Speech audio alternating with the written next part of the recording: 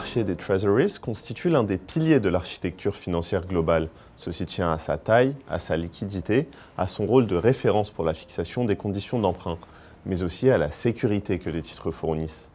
Néanmoins, les turbulences provoquées par l'annonce des droits de douane dits réciproques en avril dernier nous ont rappelé que le marché des treasuries était devenu plus sensible aux épisodes de stress.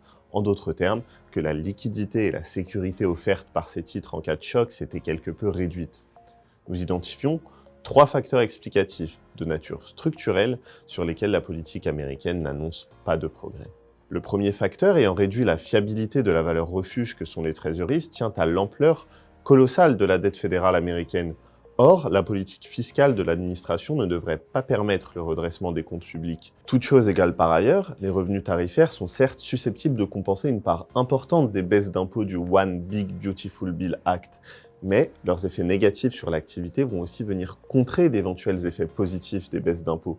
Finalement, le déficit public devrait se maintenir au cours des prochaines années à des niveaux élevés, entre 5 et 6% du PIB, inédits hors temps de guerre ou de récession.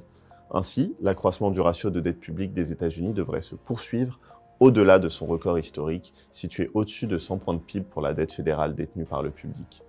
Ceci implique une offre toujours plus abondante de titres à absorber dans un contexte de renchérissement des taux d'intérêt.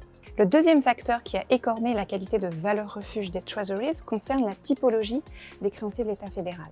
Cette typologie a beaucoup évolué au cours des 20 dernières années. Le poids des banques centrales étrangères parmi les détenteurs de la dette fédérale a nettement reculé, tandis que celui des hedge funds s'est accru. Or, les stratégies court-termistes des hedge funds ont rendu les titres du Trésor américain beaucoup plus sensibles aux épisodes de stress. De ce point de vue, la politique de l'administration Trump n'est pas non plus exempte de risques. Le Genius Act, promulgué cet été, va stimuler la demande de papier fédéral des émetteurs de stablecoins, mais cela pourrait n'avoir qu'un effet modeste sur la demande nette globale de titres publics et surtout accroître la vulnérabilité des treasuries en période de tension. Les rumeurs de taxation qui visent les investisseurs non résidents, comme les menaces qui pèsent sur l'indépendance de la Réserve fédérale, pourraient également constituer des vecteurs de déstabilisation. Enfin, évoquons le troisième facteur qui fragilise le statut des treasuries, la réglementation bancaire.